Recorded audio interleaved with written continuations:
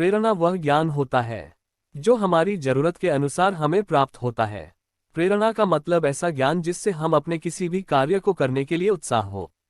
प्रेरणा कभी नहीं थकती है। ये हर समय हमें जिंदगी के रोमांचक मोड़ में ले जाकर खड़ा कर देती है। प्रेरणा ही हमारी सफलता का मूल मंत्र होता है।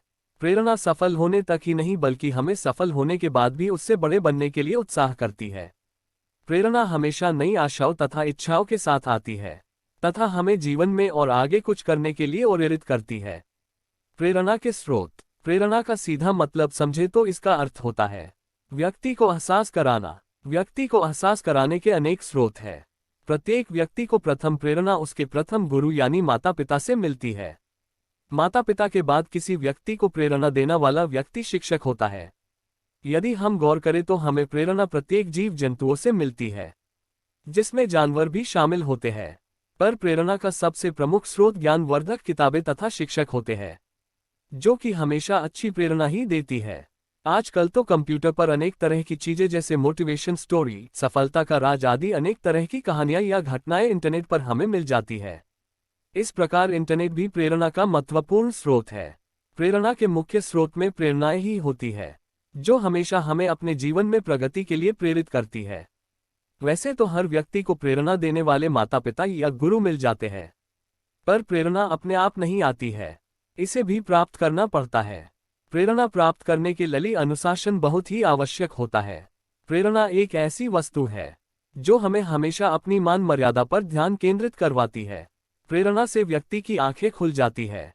उसे अनुभव हो जाता है कि मैं क्या कर रहा हूं और क्या मुझे ये करना चाहिए। अच्छी प्रेरणा व्यक्ति को अपने जीवन में कुछ बनने के लिए सहायता करती है। प्रेरणा हमारे लिए ऊर्जा का एक महत्वपूर्ण साधन है, जो हमारे मन को उज्जवल करता है, मन को प्रेरित करता है। कुछ प्रेरणाएं ऐसी भी होती है जो खुद द्वारा प्राप्त नहीं की जा सकती, पर कुछ प्रेरणाएं हमें खुद से ही मिल जाती है। माता पिता शिक्षक हमें हर समय कुछ नया करने के लिए उत्साहित करते हैं तथा बड़ा बनने के लिए प्रेरित करते हैं, और हमारी आज की स्थिति का हमें अनुभव होता है।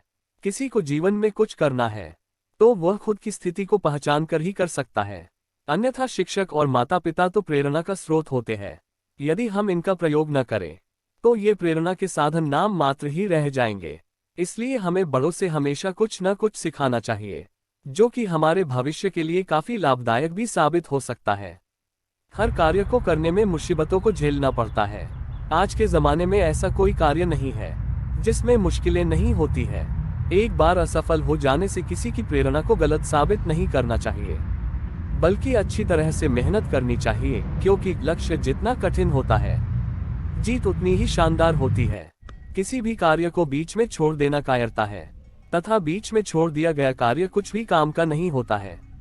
किसी भी कार्य को शुरू करने से पहले 1000 निर्णय ले लो, परंतु एक बार निर्णय लेने के बाद अपने लक्ष्य को मत छोड़ो। जो लक्ष्य ले लिया है अब हमें उसे नहीं छोड़ना चाहिए, बल्कि पूरा करना चाहिए। जो भी प्रेरणा देता है वह हमारी योग्यता के अनुसार ही देता है, इसलिए हमें बार बार मेहनत करके उनकी प्रेरणा पर खरा उतरना चाहिए। तथा जो हमारे माता पिता, हमारे शिक्षक हमारे लिए सबसे साझा ये डबल इंजन सरकार लाई नर्मदा बना हमारे बाबू सुई बाबर मोरे। ये बाबा रस्तने मकान लायो विकास गुजरात मोरे बाबू सुई बाबर।